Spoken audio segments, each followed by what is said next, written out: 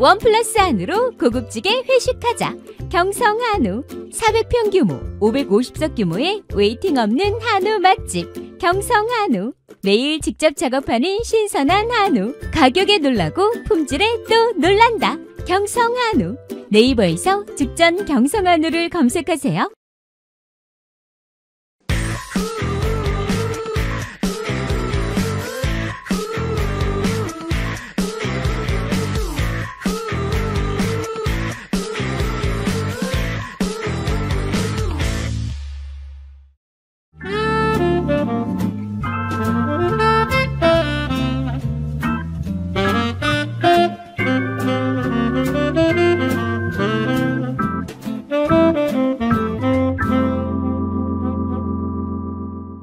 네, 10월로 넘어왔습니다. 이번 4, 4분기에는 뭔가 큰일이 터질 것 같은데요. 자, 고수에게서 들어보겠습니다. 고수의 전략 최강욱 전 의원님 어서 오십시오. 안녕하십니까. 네, 의원님. 드디어 10월이 왔습니다. 10월이 왔습니다. 10월이에요. 10월은 참 여러모로 특별한 달입니다. 이 국정감사가 있는 그렇죠. 달이기도 하고. 날도 시원해졌는데 무척 시원해졌습니다. 시원한 소식과 시원한 일들이 좀 많이 벌어졌으면 좋겠어요. 10월 1일 그것도 그 비가 내리는 10월 1일이었습니다. 네. 예. 뭐 명태균 씨, 김대남 씨 덕분에 한층 열돔이 사라진 것 같습니다. 예. 아니 근데 10월에 네. 국정조사가 있는데 예. 국정감사가 국정조사가 이제 아니죠. 국정감사가 이제 됐는데 예. 뭐 큰 건이 야당에 들어왔다 이런 얘기가 있어요. 글쎄 그런 소문들은 계속 있던데 그러고 공무원이 이제, 예. 아예 싸들고 와서 나의 그 신변을 보호해주면은 네. 내가 다 주겠다고 했는데 실제로 다 들고 왔다는 거예요. 예. 예. 근데 이게 폭탄이 어마어마하다라는 얘기도 있고 그래서 일설에 의하면은 그 혹시 이 김영선 네. 쪽에 있었던 그 이 씨라고 하는 사람 네. A, B, C, D, E 할 때 그 이 씨가 그 실제로 그 녹취와 이 캡처된 거를 가져오는 거 아니냐 뭐 그런 썰도 있는데 그분은 일단 기본적으로 공무원은 아니니 공직자는 아닌 것으로 분류할 수 있겠고요. 예, 뭐 그거 말고도 전직 공무원신 것 같긴 하던데 김영선 의원실에 보좌진으로 있었다면서요. 아 그렇죠. 명태균 씨와 그분이 또 저 신한국당 네. 1기 옛날 신한국당 네 1기 당직자 1기이고 그리고 그 연세가 그러면 좀 되셨겠네. 아니 장성철 그 소장하고 비슷해요. 동기인 걸로 알고 있어요. 그래서 장성철 소장이 신한국당 공채로 들어간 사람이에요? 1기. 예. 저는 국회 보좌관부터 시작한 분인 줄 알았더니 그렇구나. 그러다가 또 흥미로운 게 뭐냐면 열린우리당에 오게 됐었어요. 누가요? 장성철 씨가. 아 그랬었어요. 예, 그러다가 열린우리당에 뭐 허경영 씨도 있었으니까. 그러네. 아마 독수리 오영재 그 계열로 간 게 아닌가 싶은데 다시 김무성. 예. 김무성 비서관이라는 건 알아요. 그래서 사실 노룩 패스도 실은 김무성 씨가 건방져서 그런 게 아니라 일 빨리 해야 되니까 그냥 우리한테 던지라고 얘기했다가 그걸 그대로 했다가 그냥 김무성 대표가 욕을 받다 그런 얘기를 하더라고요. 그것도 패스할 때 표정도 중요한데. 그렇지. 그 거만한 표정이 국민들한테 가게 되는 거지. 확 던져버리니까 이렇게 보내면 또 그럼요. 이렇게 보면서 자 이렇게 했으면 그래도 다르지. 또 부탁해 하면서 이제 했다면야 뭐 시비거리가 될 일도 아니었는데 말이죠. 예. 어쨌든 그 사람이 다 갖고 있는데 그게 이제 까지면은 이거는 여당 의원들도 더 이상 쉴드를 칠 수 없다 이런 얘기도 지금 나오고 있어요. 그 얘기를 장성철 씨가 했어요. 그러니까 그분은 마음을 단단히 드신 것 같고 주신 것 같고 알파벳 이 씨께서 그 공무원들도 지금 왜 윤석열이 정말 못한다고 생각한다. 그런 분들이 한 66%, 67% 되잖아요. 그다음에 나 윤석열 싫다. 지지하지 않는다. 이게 한 80% 되는 거잖아요. 공무원들이 그 비율이 그보다 높을 거라고 생각하세요? 낮을 거라고 생각하세요? 훨씬 그 부정평가가 높지 않을까.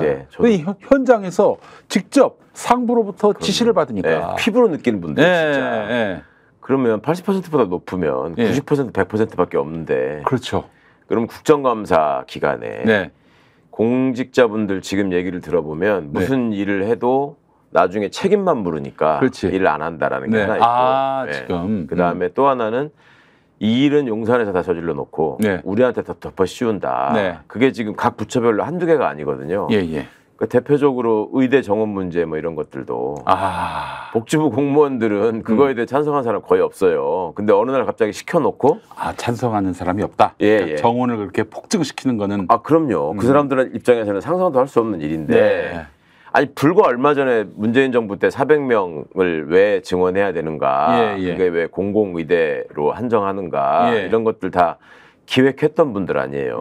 그러면 그때 분석했던 내용이 1년 사이에 바뀌었겠습니까? 그럼요, 당연하죠. 그런데 이게 어느 날 갑자기 2,000명을 뭐 지시한 다음에 그냥 막 밀어붙이면서 모든 책임과 부담은 복지부가 다 지고 있잖아요. 그러니까 지금 이 지경이 됐으면 어제 보니까 장관이 나서가지고 무슨 전공의들한테 사과하는 취지의 얘기를 하던데 이 지경이 돼서 국민들이 이렇게 좀 불안해하고 이러면은 장차관은 바꾸는 게 맞단 말이에요. 협상 파트너를 바꿔야죠. 그 책임을 물어서라도 경질하는 게 맞는데 복지부에서 그걸 했다면. 근데 그런 게 아니다 보니까 지금 이 사람들한테 니네가 책임져 하고 바꿀 수가 없는 거예요. 사실 어제 그 9월 30일이죠.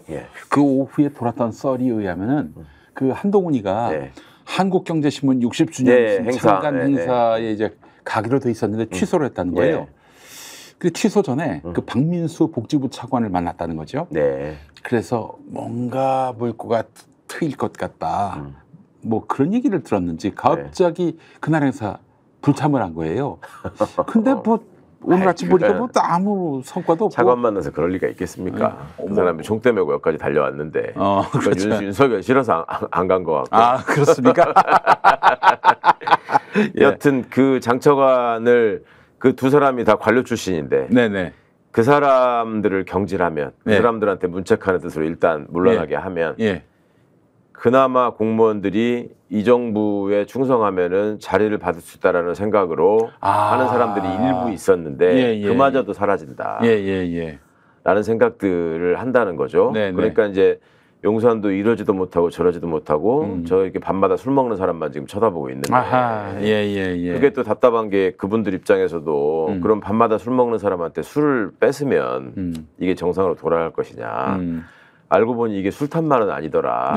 사실상 컨트롤타워는 한남동에 따로 있다. 김 박사. 이런 것들을 알게 되니까 너무 절망적인 거 아니겠어요? 근데 김 박사가 왜 그 의사 정원까지 이렇게 관심을 가지셨을까? 아니 뭐 남북 통일도 시키시는 분인데 뭐 의사 정원 문제야. 그 의사에 대해서는 또 아시잖아요. 예전에 또 함께 생활해 보신 적이 있으니까. 그런 게 또 있었지. 이 초혼이 바로 의사 선생님과 하셨다는 우리 김 여사님, 김 박사님. 그 의대 정원이 어떤 본인의 어떤 이익과 결부되어 있는 것은 아닌지 생각을 해보면은 조금은 거리가 있는 듯 보이지만 어머니가 또 요양병원을 하고 계시지 않습니까? 이게 또 무관해 보이진 않는다. 여러 가지로 관련은 있으신 분이고 많은 분들이 지금 이렇게 해가지고 영리병원화 하려고 지금 하는 거 아니냐. 도대체 그거밖에는 해석이 안 된다라고 얘기를 하시고 보수 진영의 오매불망 아니었습니까? 의료민영화? 그렇죠. 그 전부터 정말. 근데 그 와중에 또 온갖 문제에 끼어드는 진중권이가 전화를 해서 물어보려면 본인이 그렇게 친한 한동훈이한테 물어보든지 뭐 윤석열한테 물어보는 게 아니라 김건희한테 내가 물어봤더니 2,000명 물러날 생각이 전혀 없더라. 이렇게 또 공개를 하잖아요. 그러니까 그 판에 있는 사람들은 다 아는 거예요. 지금 누구 생각이고 누가 실세고 뭐 때문에 이렇게 되는 건지를. 그렇지. 이게 비극이죠. 진짜. 야, 의대 정원 증원이 김건희하고 유관하다. 이 사실 너무 충격으로 받아들이실 분들이 많이 계실 텐데 하여튼 이득이 있는 곳에는 김 박사가 계세요, 사실은. 아니 그런 의미에서 또 다른 어떤 이익의 원천인 도이치모터스 주가 조작. 충격적인 증언이 나왔습니다. 2차 주포가 권오수, 이종호 그리고 김건희가 한 배를 탄 BP 패밀리다. 그 이제 BP라고 하는 것이 베스트 블랙펄 인베스트. 블랙펄 인베스트. 저는 BP라고 해서 베스트 프렌드는 F인데. 원래 BP는 기업에서 BP는 되게 여러 의미로 쓰이는데 브리티시 페트롤리엄이 이게 되게 큰 회사인데 그 BP였는데 갑자기 BP 패밀리가 나와서 아니 그렇다면은 이쯤 되면은 김건희가 뭐 돈만 빌려준 전주 정도로 보긴 어려운 거 아닙니까? 당연하죠. 이걸 검찰이 인증했다고 봐요, 저는. 이게 법정에 제출된 재판 기록으로 확인된 게 아니라 지금 법정에는 제출하지 않고 숨긴 검찰의 수사 계획에 있는 게 지금 새 나온 거 아닙니까? 근데 이거 어떻게 그게 JTBC까지 간 걸까요? 내부자가 주지 않는 이상 갈 수가 없죠. 검찰 내부자가? 네. 그러니까 검찰이 수사를 하면서 네. 이제 수사 기록이 쌓일 거 아닙니까? 네. 여러 가지가 있을 거 아니에요. 네. 뭐 행정 서류도 있고, 네. 뭐 그냥 내부 보고서도 있고, 뭐 네. 여러 가지가 있는데 그것들을 다 모아서 편찬하거든요. 네네. 그거를 없애면 이제 그거 자체가 범죄예요. 그렇죠. 그 중에 하나를 없애면. 예. 그런데 그 중에 법정에다가 제출하는 거는 네. 증거에 해당되는 거, 네. 증거로 사용할 거를 증거 목록을 만들어 갖고 제출한단 말입니다. 네, 네, 그럼 네. 그거는 피고인하고 변호인이 다 열람을 할 수 있어요. 네. 복사할 수 있고. 예, 예. 그러면 그게 다 그 기록이 다 이렇게 옮겨지게 되는데 네. 증거 기록으로 제출하지 않은 수사 기록. 거기에 지금 있는 게 JTBC에서 지금 나오고 있는 거죠. 그러면 그 아직 그 법정으로 가지도 않은 예. 그러니까 가지도 않은 게 아니라 숨겼다고 봐야 되는 거죠. 그러니까 왜 숨겼느냐? 네네. 왜 숨겼느냐? 김건희가 공범이기 때문에. 지금 숨어 있는 게 전부 다 김건희의 범행을 입증하는 내용들이잖아요. 그렇죠. 이거 아무리 봐도 이거는 뭐 김건희가 뭐 빠져나갈 수가 없는. 이 앞에 나온 편지도 예. 그 기술자인 그 주포가 네. 그분이 이런 주가 조작 가지고 전과가 있는 분이거든요. 예, 예. 그때 얘기하잖아. 내가 생각하는 최악의 상황은 김건희만 살고 빠지고 우리는 다 달려 들어가는 거다. 네. 달려 들어간다는 건 깜빵 간다는 얘기군요. 예. 그러니까 그런 생각을 담은 그런 문건이 있고 그다음에 여기 지금 진술로 이 사람들 다 우리 패밀리다. 네. 이렇게 얘기한 게 있는데 이걸 왜 법정에 내지 않았을까? 그 김건희 봐주려고. 그렇죠. 이걸 내면은 누가 봐도 이거는 김건희 공범이라는 증거인데. 근데 이건 아무래도 지금 무덤으로 갈 상황이고 그래서 그 내부자가 언론에다 흘려가지고 언론이 이걸 집중적으로 보도하고 분노 여론이 들끓고 그래서 결국 수사를 하지 않을 수 없고 그래서 우리 김 여사님을 기소할 수밖에 없는 그런 흐름으로 가져가려고. 그러니까 이게 완전히 한동훈 공법인데요? 그러니까 한 가지 걱정이 있다면 그런 건 있어요. 이제 좋은 쪽으로 생각하면 뭔가 정의감에 불타는 검찰 직원이 검사든 수사관이든 뭐 이거를 도저히 이렇게 묵과할 수 없다. 이거는 세상에 알려야 될 일이다. 이렇게 해서 언론에 제보한 거라면 또 모르겠는데 다른 측면으로 조금 더 높은 차원에서 아까 말씀하신 뭐 한동훈이나 이런 친구들이 끼어가지고 일종의 공작을 하는 거라면 한동훈이 지금 저 국민의힘 대표 한동훈이 그러니까 방금 그렇게 말씀하셨잖아요. 한동훈 수법하고 비슷한 거 아니냐. 그러니까 이제 그런 식의 생각을 하면서 일종의 공작을 하는 거라면 그런 걱정은 조금 있어요. 그러니까 그 검찰이 정권이 흔들리는 상황이 되면 이게 이제 내리막을 확실히 탔다라고 생각을 하면 항상 등을 돌리고 이제 다음을 대비하지 않습니까? 그렇죠. 그럴 때마다 늘 해왔던 수법이 그 정권의 가장 그 더러운 부분, 가장 취약한 부분 이런 것들을 지들 나름대로 캐치한 다음에 다음 정권을 맡을 세력하고 흥정을 하잖아요. 이거 저기 원하시죠? 우리가 이거 할 테니까 해드릴 테니까 이거 끝날 때까지는 무슨 저기 검찰 개혁 이런 거 하면 안 되잖아요. 우리의 해야 되는데. 어떤 그 안전을 보장해 주신다면은 우리가 요걸 나중에 해결해 드릴게 뭐 이런 걸로. 그런 차원에서 흘린 거라면은 그러면 그 대상이 이재명 대표인가요? 이재명 대표한테 그렇게 지금 상황으로 봐서야 그렇게 볼 수밖에 없죠. 1차적으로는 이 정부가 내리막길을 확실히 탔다고 판단했기 때문에 여기를 확실히 이제 그 다음 맡을 사람들하고는 어차피 지금의 그 김윤 공동정부하고는 친하게 지낼 수 없을 거 아니에요. 다음에 대선에서 이기려면. 그러니까 그런 뭐 종합적인 고려가 있는지는 모르겠습니다만은 어떻든 이게 현 상황에서는 지금 정부가 확실히 내리막길을 타고 있다라는 거를 검찰 내부도 인지하고 있는 거다라는 점은 분명한 것 같습니다. 그래요. 이 BP 패밀리 같은 경우 윤석열이 검찰총장이 된 직후에도 만남을 이어갔다고 하는데 지금 얘기 듣기로는 뭐 10수년 전에 그때 뭐 잠깐 알았지 그 이후로는 연락도 안 된다. 그러니까요. 그렇게 했던 것들이 다 뻥으로 드러났고요. 다 거짓말. 이 거짓말을 이종호가 흘렸을 리는 만무할 것이고 그럼 결국 검찰 쪽에서 나왔다고 보는 것이 합리적인데 통화 기록 이런 것도 다 제출 안 한 건데 나온 거잖아요.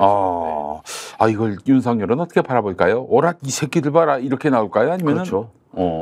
굉장히 화가 나면서도 한편으로 그거보다 10배는 더 불안할 겁니다. 왜냐하면 본인이 했던 수법이잖아요, 이게. 그렇지. 그러니까 원래 소매치기가 제일 기분 나빠하는 게 자기 소매치기 당하는 거거든요. 그러니까. 박정희가 쿠데타, 군사 쿠데타를 그렇게 염려하고 그렇죠. 걱정했다고 하잖아요. 그래서 보안사 만든 거 아니에요. 아, 그리고 또 하나회도 만들고. 그렇죠. 전두환이 똘마니 시켜가지고. 야, 그러면은 윤석열은 어떻게 나올까요? 이 상황쯤 되면. 글쎄 뭐 지금이야 내부적으로 이쪽에서 다른 짓 못하게 계속 뭐 저기 단속해라 이거를 이제 민정수석 불러가지고 계속 얘기를 하겠죠. 그 본인이 생각할 적에 지금 심우정을 검찰총장으로 한 거는 민정수석의 직계 부하였기 때문에 지금 민정수석 김주현의 과거 직계 부하였기 때문에 이제 내가 직접 얘기하지 않아도 네가 다 컨트롤 할 수 있잖아. 해야 돼. 뭐 이런 식으로 생각하고 할 건데 그 본인이 생각해도 이렇게 지금 이제 리크가 되고 있는 상황에서는 한계가 있기 때문에 이거를 그 JTBC 메인 뉴스 나가기 전에 하나 주고 이러진 않았을 거 아니에요. 이미 다 준 거지, 통으로 다 준 거지. 그러니 이거에 대해서는 정말로 불안해할 것이고 그 유일한 방법은 이제 특검을 막는 거. 일단. 그러니까 뭐 무슨 만찬 또 한다는 거 아니에요 지금 한동훈 빼고? 그 내일. 아니 왜 한동훈을 왜 뺍니까 도대체? 아니 뭘로 알고? 아니 보기 싫더라도 그렇지 그 모양새는 갖춰야지 그게. 그런 생각이 없는 사람이죠. 이게 정치인이나 대통령의 마인드 같으면 그렇게 생각 안 할 텐데 과거나 지금이나 정치검사 플러스 조폭 두목 마인드로 살고 있기 때문에 그런 배려나 고려는 없는 거예요. 아니 그럼 만약에 그 지금 한동훈이가 계속 이렇게 노골적으로 패싱당하고 있는데 그 자기 그 계보라고 할 수 있을 의원들이 그래도 10명은 되지 않겠습니까? 그런 걸로 알고 있는데 한 15명이라는 얘기도 제가 보도에서 봤던 것 같고요.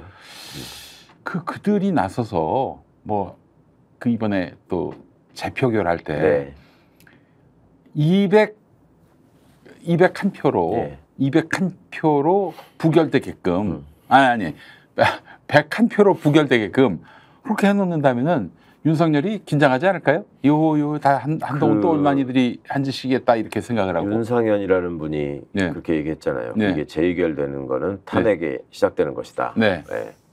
왜냐하면 탄핵 의결 정족수를 확보하는 거 아닙니까? 그렇죠. 그러니까 윤상현도 말로는 탄핵을 걱정하는 것 같지만 내심은 탄핵으로 갈 수밖에 없다라는 점에 대한 인식이 있는 것 같아요. 자꾸 탄핵 얘기하는 거 보면. 수도권이니까 또.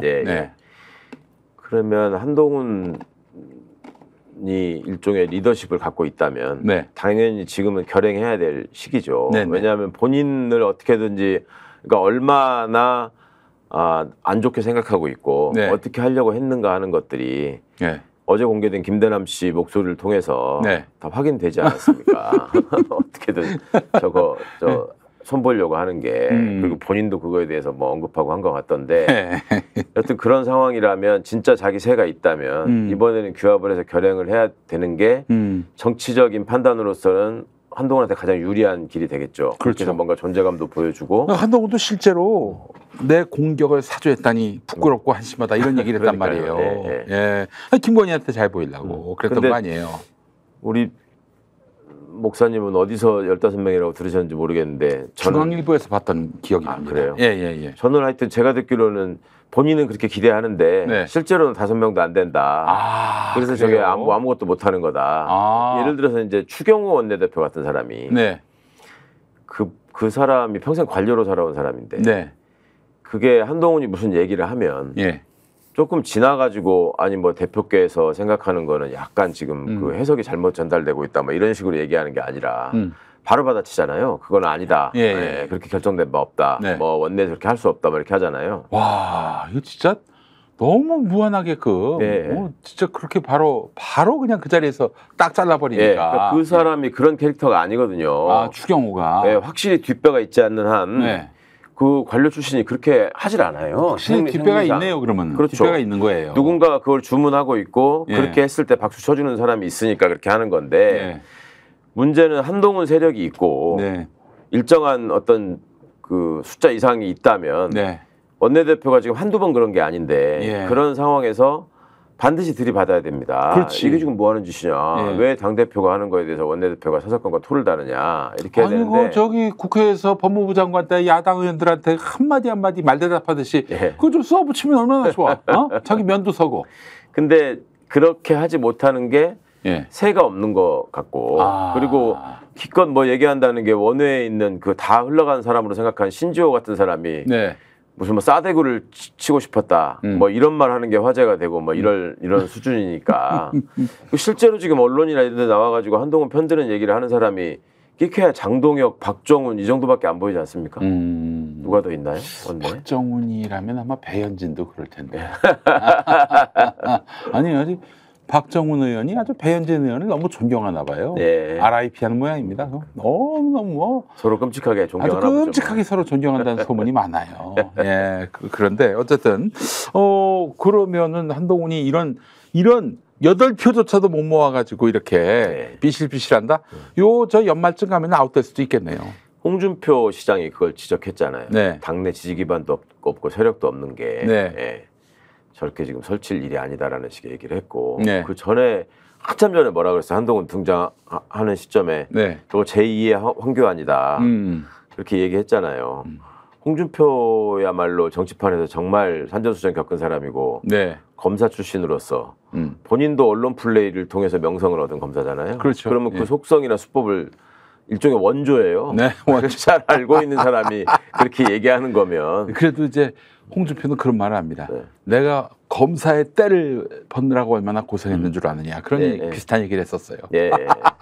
그러니까 그런 사람도 원조격인 사람도 야 검사 때를 벗어야지 네가 정치할 수 있는 거지. 지금 뻔뻔히 그러잖아요. 저기 검사물이 들빠져서 저러는 거라고. 황교안도 사실 그런 거죠. 그렇죠. 그러나 결정적으로 황교안과 한동훈의 차이가 있습니다.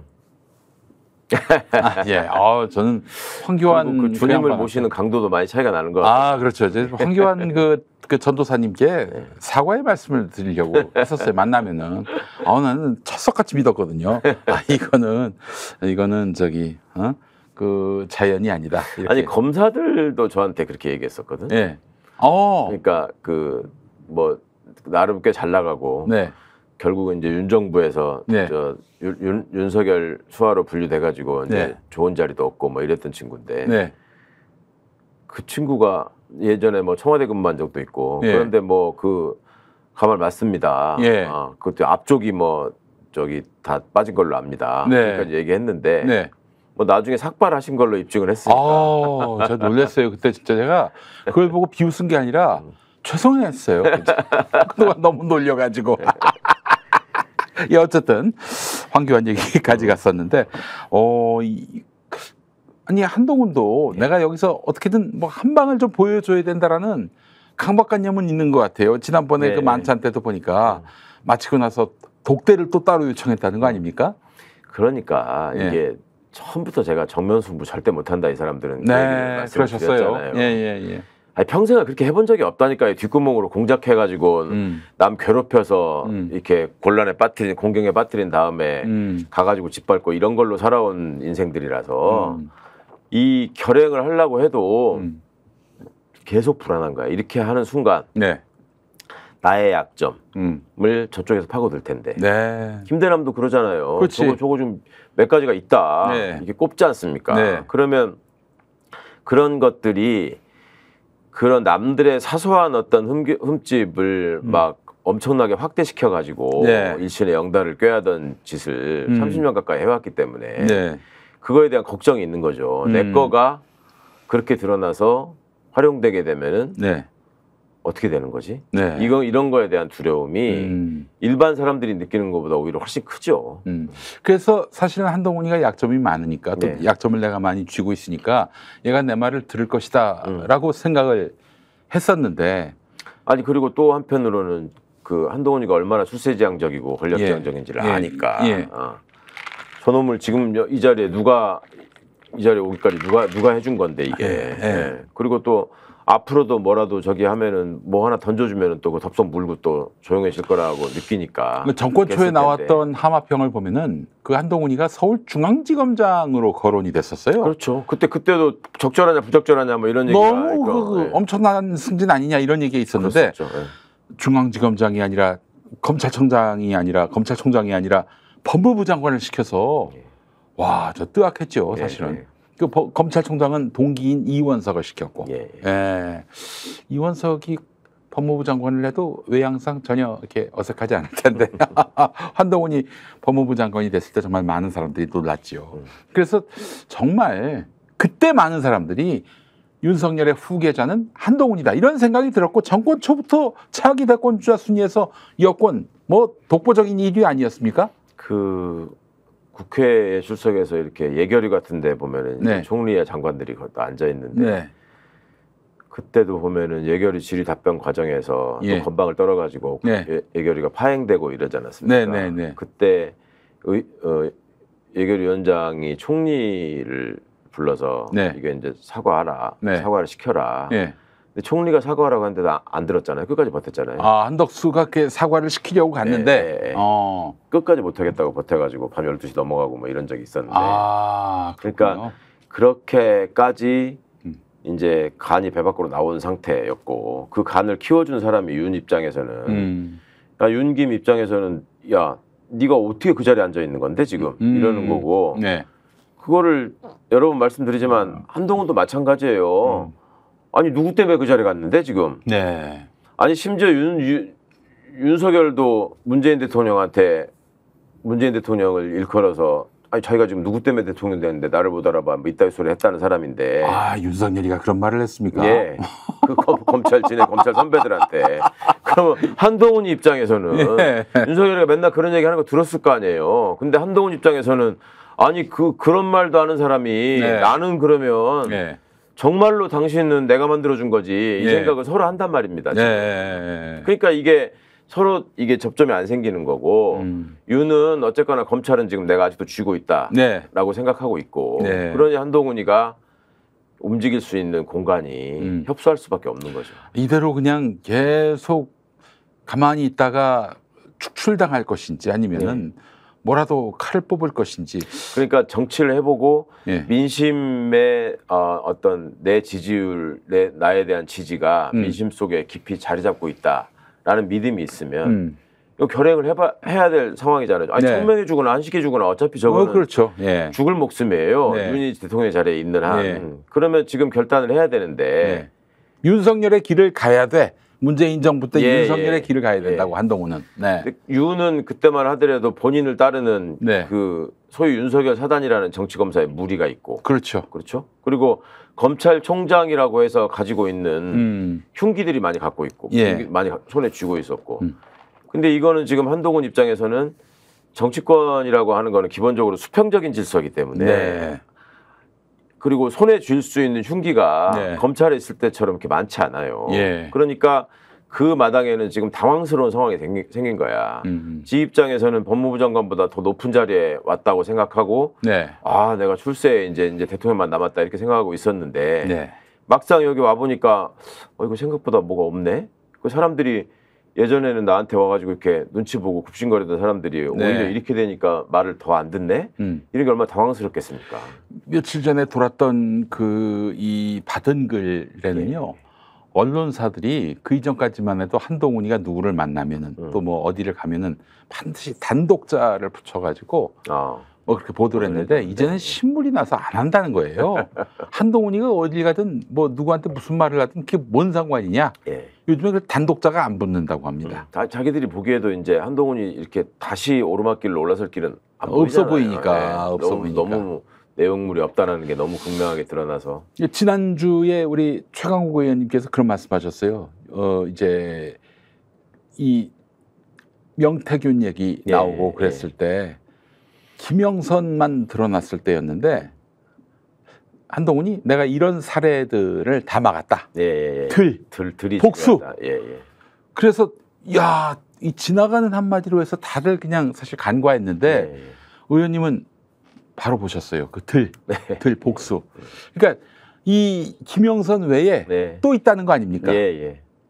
그 지방선거 관련해 가지고 그때 6.1 지방선거 때 네. 이게 그 나갈지 모르겠네. 그 저기 뉴스토마토에 이제 보도될 예정인데 네. 그 어떤 지자체 네, 장 알고 계세요? 예, 예. 알고 있습니다. 그 사람. 예. 그 사람도 말하자면은 김건희가 픽했다. 네. 이런 썰이 지금 돌고 있는데. 예, 예. 와. 뭐 그쪽 사람들은 뭐 그냥 당연히 그런 것처럼 다 얘기하던데. 이건 어차피 이제 이준석 대표 때였는데 네. 뭐 지난 공천 때에도 김영선 외에 네. 여러 많은 사례들이 있었을 것이다라는 게 그 들 한자에 담겨 있는 거 아니겠습니까?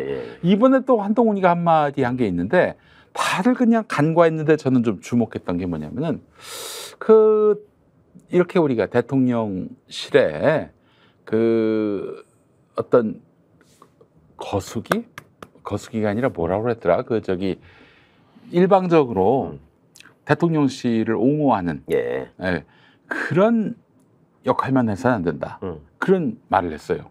한동훈? 네, 한동훈이. 예, 예. 그러니 무지성 지지. 무지성 지지. 무지성이 생각이 안 났습니다. 예, 무지성 지지. 예. 그 얘기는 돌아올 그 특검법 재표결 때 반란표를 그 만들겠다 이런 뜻을 피력한 것은 아닌지.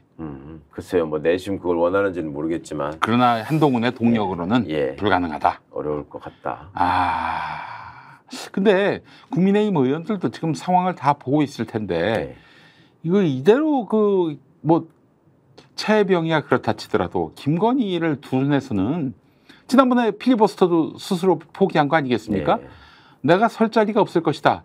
또 지역 국민에게 내가 볼 면목이 없다. 이런 생각을 하진 않을까요? 국힘의원들도 이제 상당히 딜레마에 빠져 있는 것 같아요. 네. 자기들은 이제 민심이 어떻다는 거 어느 정도 좀 심각하게 느끼고 있을 것이고. 예. 그리고 그 사람들한테 제일 중요한 게 자기 이익이고 자기가 사는 거잖아요.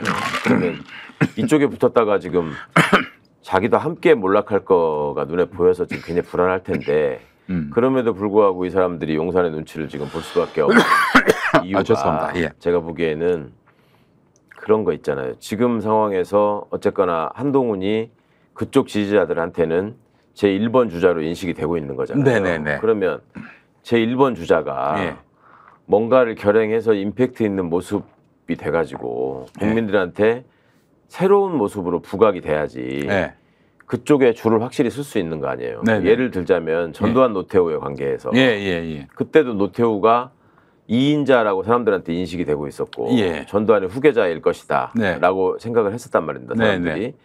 그때 노태우의 모습이 그냥 전두환 만나면 굽신거리고 눈 깔고 철저하게 복종하는 모습을 보였잖아요. 그러다가 노태우가 어떻게 부각이 되고 대통령이 됩니까? 6.29 선언으로 된 거잖아요. 6.29라고 하는 거는 노태우가 스스로 기획해서 결행한 게 아니잖아요. 그 전두환 쪽에서 다 이제 전두환 쪽에서 다 만들어준 거잖아요. 그러면 지금 한동훈 상황을 보면 전두환 노태우는 그래도 친구지간이잖아요. 나이로 보나 뭘로 보나 원래는. 근데 윤석열 한동훈은 친구지간이 아니란 말이에요. 주종관계였지. 과거에.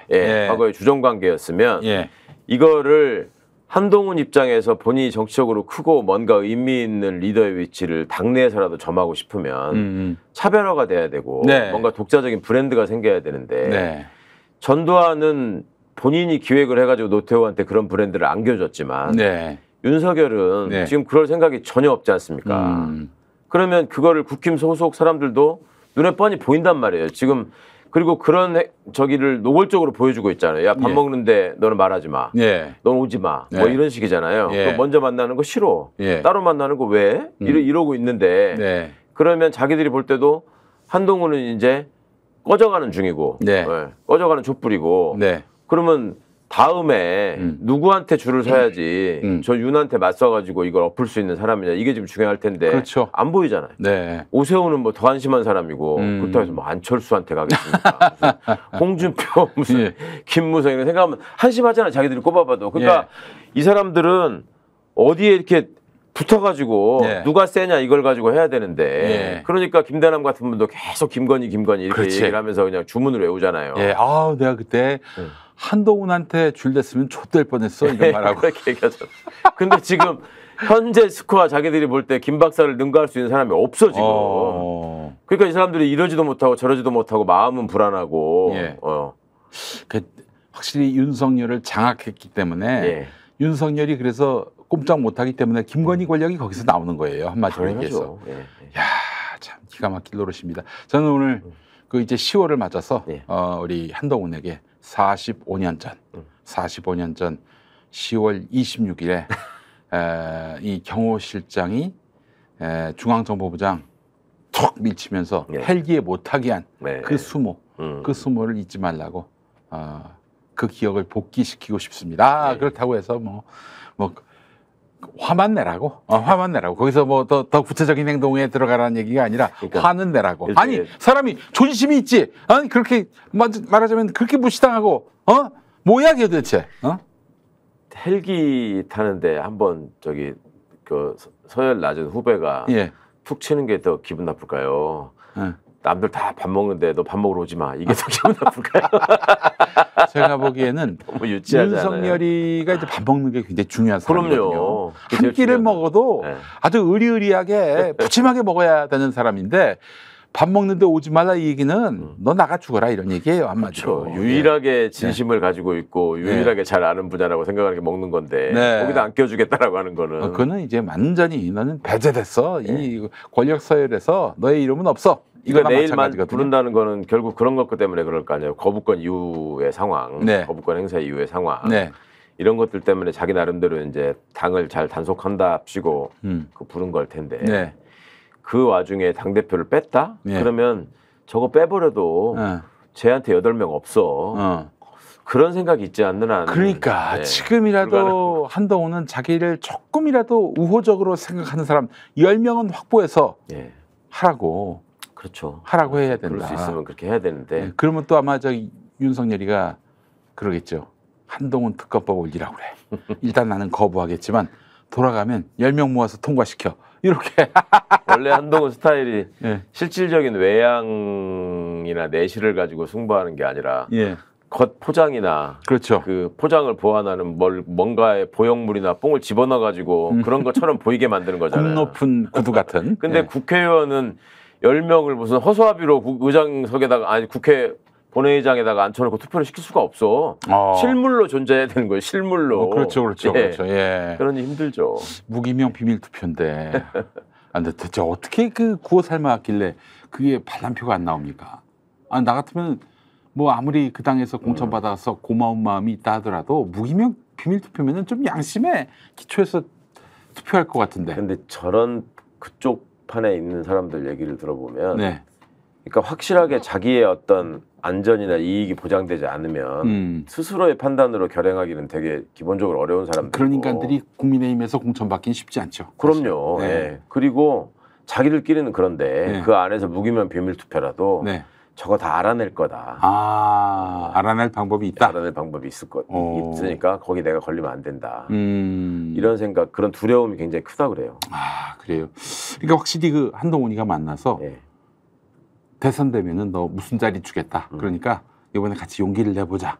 이렇게 해서 설득하지 않는 이상은? 그럼요. 그런 게 아니면 절대 안 움직이는 사람들이에요. 그렇지. 그 총대를 둔갑해줘야 되는 그리고 건데. 그 전제는 한동훈이가 대통령이 될 가능성이 있어야 되고. 그렇지. 그래야지 무슨 약속을 해도 요구를 하든 약속을 받든 할 거 아닙니까. 그러면 야당이 거꾸로 저기 요번에 통과 재의결할 때 그 가결표 던져주면은 우리가 정권 바뀌면 뭘 좀 도와주겠다. 뭐 이렇게 할 수는 없는 건지. 너무 거부권. 재의결, 부결. 이 도식이 너무 계속 반복되니까 사실 좀 22대 국회에서 야당 밀어준 분들의 어떤 효능감이 좀 떨어지는 것 같아서 좀 염려가 됩니다. 자, 그래요. 우리 경성한우를 잠깐 만나고 오겠습니다. 원 플러스 한우로 고급지게 회식하자. 경성한우 400평 규모, 550석 규모의 웨이팅 없는 한우 맛집. 경성한우. 매일 직접 작업하는 신선한 한우. 가격에 놀라고 품질에 또 놀란다. 경성한우. 네이버에서 직전 경성한우를 검색하세요. 네, 광고 나가는 동안에 우리 최강욱 의원님하고 제가 아유 세상에 저런 빛깔이 다 있네 이러면서 감탄을 금치 못하고 있어요. 네. 조만간 한번 대구 가서 공개 방송을 경성 식당에서 해야 될 것 같아요. 예. 여러분 대구에 있습니다. 저 죽전 사거리라고 그래서 용인 오시면 안 됩니다. 대구의 죽전 사거리에 있습니다. 사거리 맞죠? 삼거리인가? 네거리. 예, 네거리가 사거리. 네거리가 사거리지. 예. 아, 사거리를 네거리라고 하시나 보구나. 이게 사거리 하면 또 왠지 좀 총을 쏘는 그런 감에도 들고 그러니 말이죠. 자, 제가 도이치모터스 얘기하다 말았는데, 네. 그러면은 이쯤 되면은 여기까지 공개가 된 것만으로도 네. 수사의 근거 삼아 가지고 하게 되면 기소가 어렵지 않겠죠? 당연하죠. 네. 특검이 그래서 필요한 거고. 네. 이런 모든 자료들이 검찰은 법원에다가 숨기고 안 낼 수 있지만 네. 특검은 가면은 이거 다 가져올 수 있거든요. 네. 그러니까 아니 사실은 검찰이 재판 중에는 객관의 의무라고 해서 예. 검찰에게 유리하든 불리하든 그 자료를 다 내놓게 돼 있지 않습니까? 그렇죠. 근데 왜 이렇게? 아니 여기서는 사실은 객관 의무를 떠나서 네. 김건희를 기소했을 때 해당하는 증거기 때문에 기소도 안 했지 참 생각해 보니까 숨기느라고 감춰주느라고 그런 거죠. 100% 이건 참. 아이고. 그래서 여태까지 무혐의를 못 하고 있었던 거예요. 이렇게 확실한 증거들이 있으니 네. 나중에 이게 어차피 자기들이 봐도 재수사는 해야 될 것 같은데 네. 그때 이게 다 드러나면 네. 이것도 다 책임져야 되는 거 아닙니까? 이거 숨긴 자들 찾아내야 되는 거예요 이제. 뭐 아직은 그 산을 넘기 쉽진 않지만은 네. 김건희 특검 할 만한 분이 계실까요? 아니 뭐 이제 또 박영수 같이 네. 막지 못한 사람도 예. 대세가 그렇게 가니까 그렇죠. 짜지 않았습니까? 윤석열 같이 욕심 많은 사람도 그 상황에서 뭔가 공을 세우려고 애를 썼고 그러네요. 그런 거니까. 그래요. 좀 특검이 하나라도 통과가 되면은 뭐 치명상을 입힐 수 있을 것 같은데 말이죠. 최혜병 특검이나 그러니까 저렇게 김건희나 악을 쓰고 거부하겠죠. 이렇게 계속 막아서는 단계에서는 나중에 결국 이제 윤석열 힘 빠지고 그럴 때는 윤석열이가 그동안 거부권 행사했던 거 특히 이제 그 김건희 특검 관련해서 이렇게 거부했던 것들은 이해충돌법에 좀 해당하지 않을까요? 그거는 뭐 굳이 법이 없더라도 당연히 해서는 안 될 일인데 사실은 그런 부분 때문에 과거의 대통령들이 심지어 박근혜조차도 박근혜 특검을 박근혜가 임명했잖아요. 그렇죠. 박근혜가 임명한 박영수하고 임명장을 수여할 때 그 특검법 이름에 박근혜도 들어가 이름이 있어요. 들어가 있어요. 맨 앞에. 그걸 박근혜가 임명하는 건데. 그걸 박근혜가 임명장을 줬어요. 그러니까 최소한의 그런 어떤 양식이라는 게 있었던 거죠. 정치를 해본 대통령들은. 근데 이 사람은 뭐 그런 것과 무관하게 내가 하늘의 뜻을 받아서 점지돼서 내가 대통령 된 사람이고 와이프 잘 만나서 대통령 됐다고 생각하는 사람이니까 안 되는 거예요. 그게. 알겠습니다. 특검법이 이제 만약에 또 부결이 된다. 그럴 때는 이제 야권에서 무슨 좀 굉장히 단계가 올라간 그런 조치가 있어야 될 것 같은데 조국 혁신당은 이제 탄핵 논의 시작하자 이런 제안을 했었고요. 또 그런 얘기도 나옵니다. 조선일보 칼럼을 보고 알았는데 헌법재판관 3명, 국회 추천의 3명의 임기가 10월로 끝난다고 하네요. 그 사람들을 국회가 민주당 주도의 국회가 한정없이 임명하지 않으면은 이진숙은 끝도 모르게 심판도 못하고 그냥 계속 그 직무정지 상태가 계속되는 거고 이런 와중에 문제가 되는 국무위원들을 그냥 다 탄핵을 시켜버려가지고 사실상 해임에 준하는 그런 조치를 취할 수도 있는 거 아닙니까? 그러니까 이제 그 정치 찌라시로서의 조선일보의 면모를 저는 보여주는 일이라고 생각하는데 사회부장이 쓴 칼럼이었어요. 그러니까 그 지네들 나름대로 일종의 초치기 한다고 생각하고 쳤을 거예요. 민주당이 이런 의도가 있다면 우리가 사전에 알려가지고 봉쇄해야 된다 뭐 이런 생각을 했을 텐데 봉쇄할 방법이 있나? 근데 이게 결국 그 속셈은 뭐냐면 지금 국회 추천 몫이 3명이 있단 말이에요. 헌법재판관이. 그러니까 대통령 몫이나 대법원장 몫은 자기들이 컨트롤할 수 있는 사람으로 심지어 제가 최근에 무슨 얘기를 들었었는데 법원 내부에서 들은 얘기인데 전주혜 의원이 국회의원? 전주혜가 지금은 의원이 아니지만 거기가 판사 출신 아닙니까? 그렇죠. 그리고 은광여고 나왔는데 자기 뭐 고등학교 동문들 중에도 판사가 많이 있고 여자분들이 그리고 이제 본인이 예전에 같이 근무했던 판사들이나 이런 사람들한테 연락을 해서 헌법재판관 후보자로 누가 좋겠냐 예. 이런 것들을 예. 전주회가 나름 법원 인맥을 안다고 생각하니까 당에서 그런 어떤 이 선별이나 후보 추천과 관련한 의견을 이렇게 전주회가 구하고 있는 그런 무슨 역할을 맡았나 봐요. 전화를 해서 그러니까 이제 판사들은 뭐 이 정도는 돼야지 이러이러한 사람들이 좀 되는 게 좋지 않겠냐라고 얘기하니까 아니 지금 우리한테 필요한 거는 그 굉장히 그 정형식 지금 최근에 왜 그 폼정. 저는 정형식 수준으로. 그 한명숙 총리 사건. 그렇죠. 1심에서 무죄가 났는데 2심에서 유죄로 엎었던 인간. 폼정. 그다음에 1심에서 이재용 유죄된 거, 실형 선고한 거, 2심에서 그렇지. 풀어준 사람. 아주 대표적인 저쪽 편이죠. 그러니까 정형식 수준으로 확실한 사람이 아닌 한 헌법재판관이나 대법관으로 시키면 안 된다. 그런 사람을 우리는 추천할 거다. 라고 얘기를 했다는 거예요. 그래서 법원의 구성원들이 그래도 판사 출신인데 웬만한 저기인 사람을 얘기를 해야지. 아무리 정치권에 물이 들었다 하더라도 그렇지. 그렇게 얘기하더라는 거예요. 이게 지금 너무 중요한 거다. 그런데 헌법재판관 3명 중에 원래 1명은 여당, 1명은 제1야당, 그다음은 여야 합의 뭐 이렇게 해서 하는 거였는데 지난번에는 국민의당이 있었기 때문에 지금 이번에 관두는 사람 중에 이영진이라고 예전에 골프 접대 받고 뭐 사건 소개하고 뭐 이런 거 다 드러났는데 관두지 않은 사람 있단 말입니다. 그 이영진이라는 사람 후임을 어떻게 할 거냐. 그러니까 여야 1명씩은 이제 자기들이 추천하는 게 있고, 그러니까 그거를 민주당이 아니 지금 의석분포나 이 상황을 봐라. 거기도 우리가 추천하겠다. 그러니까 국힘은 아니다 이거는 합의를 해서 해야 된다라고 얘기를 하고 있는 거예요. 근데 합의가 됩니까 그게? 안 되죠. 자기들이 그렇게 극단적인 인사를 지금 뽑아야 된다라고 선호한다고 하는 사람들이 그러면 결국 본인들이 이 절차를 지연시킬 수 있는 상황이 되는 것이고 근데 그럼에도 불구하고 이게 국회 의결 절차로 들어가 버리면 국힘은 자기가 원하는 사람들을 시킬 재간이 없어요. 지금 자기 목 1명 외에는. 그러니까 사전에 지금 조선일보하고 또 이런 식의 공작적인 이거를 또 하는 거 아닌가 싶어요. 제가 보기에는. 아니 난 조선일보가 꿀팁을 준 줄 알았는데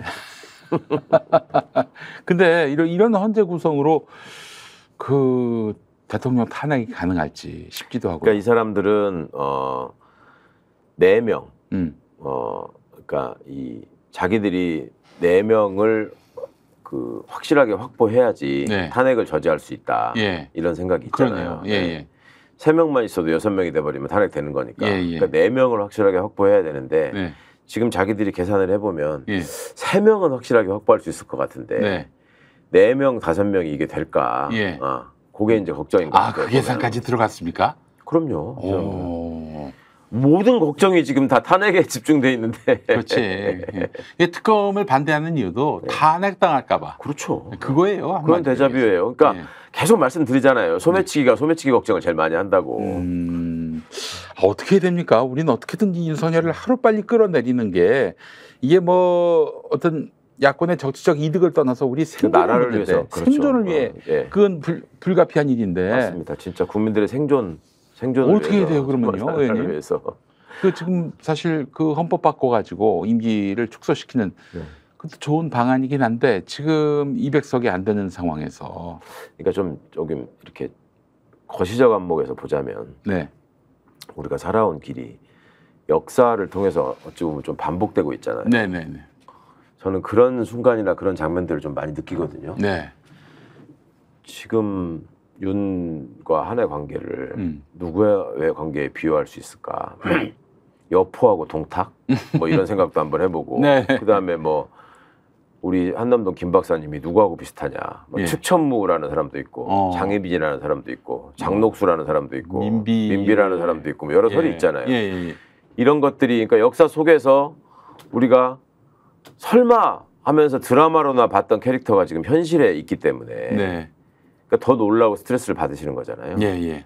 그렇다면 그 결말이 어떻게 이루어졌는가를 우리가 알고 있는 거고 그런 사람들이 등장했을 때 근데 그 결말까지 이르는 시간이 과연 2년, 3년 안에 끝났나 그게 그건 아니었잖아요. 그러니까 역사를 공부한 분들의 얘기가 좀 제가 좀 뭐랄까 계속 마음에 새기고 있는 얘기가 그런 게 있어요. 그 정의는 가까스로 승리하고 역사 속에서 가까스로 승리하고 진실은 겨우겨우 밝혀진다. 그러니까 그게 지금 이제 진실이 겨우겨우 밝혀지던 진실이 좀 수월하게 밝혀지고 있는 상황이지 않습니까? 그러니까 이제 가까스로 승리하는 정의가 지금 목전에 보이기 때문에 그래서 이제 마음들이 다 조급하시고 답답하신 건데 누구나 다 지금 98도까지는 왔다고 생각하잖아요. 그렇죠. 100도가 돼야 끓는 건데 근데 당장 지난 주말만 보더라도 우리 그 탄핵 촉구 집회에 참여하시는 시민들의 숫자가 확 늘어났다는 거예요. 날씨의 영향도 있지만 도저히 이 사람들 지금 하는 행태나 모습을 볼 때 이제 견디기 어려운 상황이 오는 거니까. 참을 수 있는 어떤 인내의 한계를 넘어섰어요. 그러니까 저는 이 국정감사 시기를 지나고 나면 국정감사 과정을 통해서 지금 여러분들이 얘기하시는 무슨 우리 김 박사님 육성을 포함한 여러 가지 국정농단의 흔적과 증거들이 속출할 거라고 봅니다. 걔네들은 아마 또 쌩 깔 거고요. 뭐 어떻게 또 이제 쉴드를 쳐보려고 하겠지만 사실은 내부적으로도 지금 저 백 하나 가지고도 그 영상 나와버리니까 그냥 어거지 쓰는 거 외에는 그리고 지네들이 그 쉴드 치는 말도 다 달라요. 그렇죠. 그때 맨날 뭐 달랐잖아요. 국가 기록물이라더니 뭐 저기 뭐 돌려주라고 했다니 나중에 또 선물이라 그러고 무슨 스토킹이라고 주거침이라고 했다가 뭐 그런 사람이 왜 선물을 주고 또 나중에 감료품까지 받았잖아요. 그렇죠.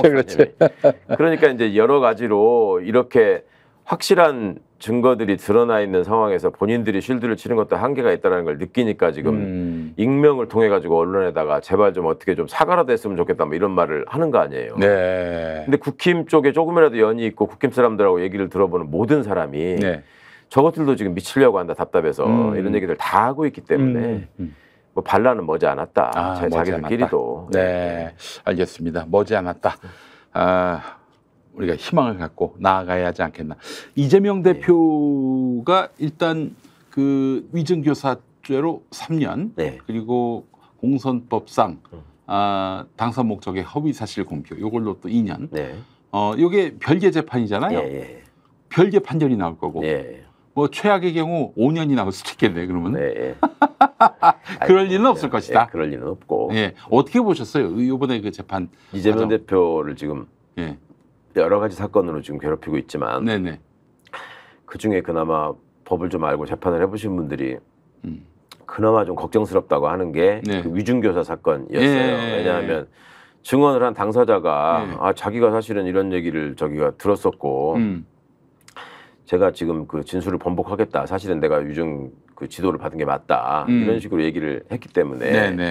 근데 그게 이재명 대표가 실제로 위증을 그러면 하라고 요구했느냐, 부탁했느냐에 관한 증거가 일단 기본적인 거잖아요. 그러니까 그거를 그간에는 검찰이 편집한 녹취만 가지고 얘기가 되다가 전체를 다 들어보니까 그것도 판사가 요구한 거 아니에요. 검사는 어떻게든지 안 하려고 그랬고. 그러니까 다 들어보자. 그랬더니 이재명 대표가 좀 있는 사실대로만 좀 얘기해달라라는 걸 계속 반복하지 않습니까? 사실은 그 양반이 실제로 그랬을 거예요. 뭐 그렇게 다 디지털 증거로 남았습니다만은 왜냐하면 그분이 하신 말이 있었거든요. 나는 어항 속의 금붕어 같은 존재다. 다 본다 다. 근데 여기서 뭐 감추고 뭐 그럴 게 없다. 이런 얘기를 해왔거든요. 아니나 다를까. 그리고 이재명 대표 스스로 그간의 어떤 야생에서 잡초 같은 인생을 살아온 분이라서 사람들이 이해관계가 눈앞에 있을 때 돌변하고 배신하는 모습을 많이 봤죠. 너무 많이 본 사람이에요. 그러니까 지금도 사실은 그런 상황을 겪고 있는 거잖아요. 유동규도 그렇고 저기도 그렇고 쌍방울도 그렇고 뭐 이상한 사람들이잖아요. 다. 그렇죠. 그러니까 김성태는 본 적도 없는데. 그러니까 본 적도 없는 사람들이 무슨 친했지만 내가 뭐 어쩐다고 얘기하고 이런 상황인데 그거를 사전에 그래도 변호사라는 분이 그렇게 공무원한테 이렇게 위증을 교사하는 그런 일은 상식적으로 잘 하지 않습니다. 이렇게 그 모든 파일이 다 공개가 돼가지고 판사도 들었을 거고요. 그럼 판결은 뭐 지금 여권이 기대하는 식으로 그렇게 나오진 않겠네요. 뭐 그 사람들이 인디언 기후제를 계속 하겠지만 그렇게 되기는 쉽지 않고. 그 공선법은 어떻게 보세요? 공선도. 그거 더더욱 말이 안 돼요. 더더욱 말이 안 되는 거고. 아니, 그게 그렇게 해놓으면은 그러면 윤석열은 뭐 징역 한 200년은 살아야 되겠네. 그렇지. 아니 사실은 우리 최강욱 의원님도 부당한 판결을 받으셔가지고 그래서 많은 분들이 걱정하는 거예요. 법리대로라면야 우리 최 의원님도 그렇죠. 뭐 그런 뭐 어처구니없는 판결을 받지 않았을 텐데. 그런 걱정을 알지만 또 법원도 이 시류를 많이 보고 여론의 눈치를 보기 때문에 그러니까 자꾸 재판 뭐 임박하거나 중간중간에 무슨 상황이 생기면 조선일보 앞세워서 저렇게 이상한 기사 흘려보내가지고 재판부 흔들고 선동질을 하지 않습니까? 또 저 판결이 마음에 안 들면 그 판사 공격하고. 그래놓고는 자기들이 마음에 안 드는 우리들이 마음에 안 드는 판결 내면은 그 판사 또 띄웁니다. 이것들이 참. 그 속성을 알아요. 그러니까 그거를 이제 검찰이 물론 이제 조언을 해가지고 협업을 하는 건데 판사라는 존재는 검사하고 뭐가 다르냐면 검찰은 이게 덩어리로 움직여요, 애들이 항상. 근데 판사는 일단 법관은 어쨌거나 양심에 따라서 독립해서 판단한다고 돼 있잖아요. 그래야죠, 당연히. 그러니까 이게 덩어리로 움직이기가 어려운 집단이야. 본래 저기가. 근데 그걸 덩어리로 움직이다가 탈이 난 게 양승태고. 그런 거라서 개별적으로 얘네들을 불안하게 만들고 흠집을 내면 얘네들은 무너진다라는 일종의 믿음이 있어요. 이 언론이나 검찰이. 그래서 윤석열이가 그래서 자꾸 실명을 공개하고 이렇게 공격하는 거예요. 윤석열이가 또 판사 뒷조사도 하고. 그런 것도 그런 거고 다 그 맥락이라는 게 있는 건데 아닌 척하면서 얘기하는데 사실은 그런 점을 파고드는 거죠. 집요하게. 판사들이 얼마나 소심하고 이기적이고 자신들의 어떤 저거에 대해서 급급한가 이런 점들을 알기 때문에 그리고 그런 일이 생기면 검찰은 예를 들어서 지네들이 이해관계와 관련돼 있으면 나서서 언론 플레이를 하잖아요. 근데 법원은 언론 플레이하는 재주가 검찰에 비해서 현저하게 떨어지기 때문에 그런 자신감이 있는 거예요. 법원을 흔들 수 있다는 자신감이.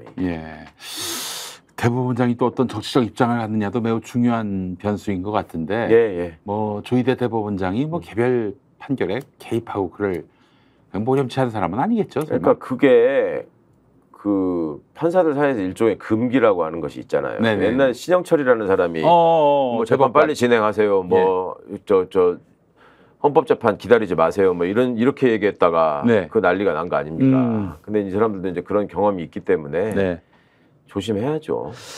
우리가 저 사법부를 존경하고 싶습니다. 정말 존경하고 싶어요. 그런 마음은 좀 피력하고 싶습니다. 존경까지는 하실 필요 없고 존중하고 싶은데 하여튼 걱정 안 했으면 좋겠습니다. 그러니까, 사법부에 대해서. 아니 그 판사님이 어떤 기수고 고향이 어디고 어느 학교 나오고 이 걱정 안 했으면 좋겠어요. 좀 저희는 강력하게 좀 부탁을 드리는 바고 국군의 날이었습니다. 10월 1일. 79억을 들여서 쇼를 했는데 정말 이게 아니 왜 이럴까요 대체? 군대도 안 갔다 온 사람이 말이죠. 그게 이제 후진국 독재자들이 바라는 그러니까 자기가 이제 폼나게 그 모던 앞에 서가지고 쫙 이렇게 호령하는 듯한 모습 이런 거를 그리는 거잖아요 머릿속에. 근데 뭐 연습이나 제대로 하고 나서 좀 경례나 제대로 받을 줄 알면 모르겠는데 일단 그런 까매 안 되는 사람이 작년에 100억 들였다는 거 아닙니까? 그렇죠. 그리고 그 와중에 또 그 무슨 가상현실이라고 해가지고 뭐 띄웠던 게 이상하게 돼가지고 그렇죠. 그 벌써 다 잊어버리셨는데 하도 이상한 저희 남대문로에서 그것도 또 김건희 쪽 연결돼 있다라는 얘기가 나왔다가 잠깐 나왔다가 사라졌었어요. 맞아요. 근데 이제 그런 식의 망신을 당하다 보니까 이제 어떻게든 이거 만화해야 된다라는 생각을 가지고 또 한 모양인데 그러니까 또 비 오잖아요. 이게 작년에도 비가 왔어요. 누구를 위한 행사인가를 한번 생각해 보시면 저는 우리 하느님이 10월 1일 너무 더우면은 우리 국군 장병들이 너무 힘들까봐 비를 내리신 게 아닌가 하는 생각이. 그러니까 군대 갔다 오신 분들한테 국군의 날 행사병력으로 차출되는 게 얼마나 공포스러운지 그럼요. 아는데 이거를 국군의 날에 그 병사들 괴롭혀가면서 이렇게 문재인 정부 때 왜 이 행사를 안 했냐면 그때는 전쟁기념관 같은 데서 장병들 앉혀놓고 공연을 했단 말이에요. 일종의 위문 공연이지. 그러니까 이날이라도 좀 마음 편하게 쉬어라. 그렇지. 국군의 날은 국군이 좀 쉬고 좀 뭔가 좀 뭐랄까 위로도 받고 그래야 되는 거 아니에요? 이거 연습하다가 벌써 지금 뭐 그 더위에 쓰러져가지고 어떤 저 병사가 다치고 뭐 이런 거 벌써 다 보도가 됐잖아요. 죽든지 말든지 뭐 군인들은 항상 그런 식으로 대접해 왔어요. 그러니까 내가 광나고 어쩌는 게 그러면서 말은 무슨 제복을 입은 헌신 어쩌고 하는데 제일 지금 무시하고 정말 도구화 해가지고 그냥 헌신짝처럼 써먹다가 버리는 게 소방관, 경찰, 군인 아닙니까? 글쎄 말입니다. 그러면서 또 터진 입이라고 뭐 제보구의 헌신을 잊지 않습니다. 네. 이런 아니 또 저기 뭐야 이태원 참사 이제 2주기가 다 돼 가는데 이제 재판이 있었어요. 경찰만 다 뒤집어 씌우고. 그러지가 말입니다. 예. 그때 또 흥미로운 거는 법원에서 판결하기를 대통령실을 이전하는 바람에 발생한 사고다라는 점을 인정하고 있어요. 그렇다면 이채양명주의 이태원 참사는 유일하게 김건희와 무관한 이였는데 그것도 유관하게 됐어요. 이제. 아니 그 유관 할 수밖에 없었죠. 이 용산으로 이전한 거를 주도한 사람이 누구냐? 보나마나. 그 김건희예요. 그 사람이 사방에다 전화해가지고 저희가 지금 저 옮기려고 하고 육군참모총장 공관하고 외교부 장관 공관 중에 고르려고 하는데 좀 같이 가주세요. 이런 거 여러 사람한테 전화했어요. 그거는 말씀하시는 분들이 많아. 그러니까 이게 이제 부의원이라니까요. 이채양면도 이태원, 채수근 해병, 그 양은 양평 고속도로, 명은 이제 명품백, 그리고 주는 이제 주가 조작. 다 이 정권의 핵심 이런 패단은 다 김건희와 유관하다. 이게 또 확인이 됐습니다. 아니 하나만 더 여쭙고 마무리하겠습니다. 만약에 윤석열, 김건희 제가 보기엔 둘 다 감옥 가야 될 것 같은데 둘 다 감옥 보낼 수도 있습니까? 그럼요.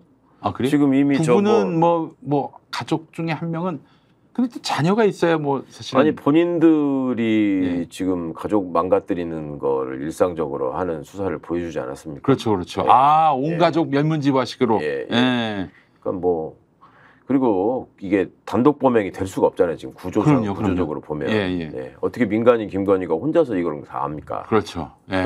너무 당연한 일 아니에요. 그 가면 독방으로 가겠죠. 서울구치소. 제가 지금 한 가지 구상인데 또 목사 아니겠습니까? 법무부에 신청을 해가지고 그 교정위원 뭐 그런 거를 교정위원이 돼가지고 서울구치소에 가서 그 회계하라고 막 촉구를 할 생각이에요.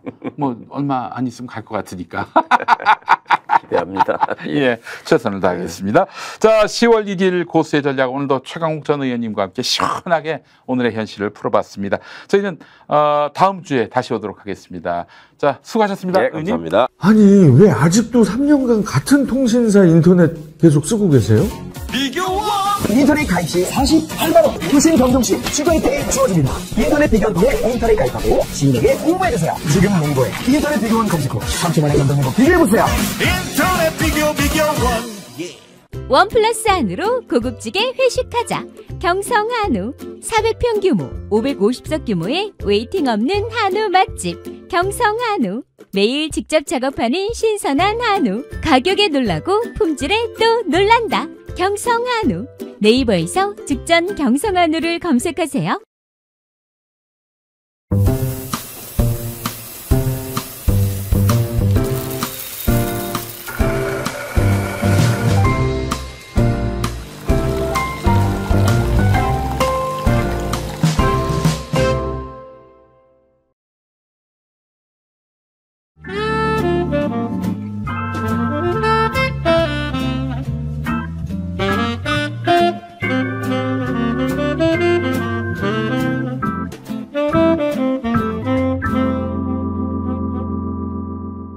스픽스는 말하는 언론입니다. 대세는 유튜브, 그중에서 스픽스.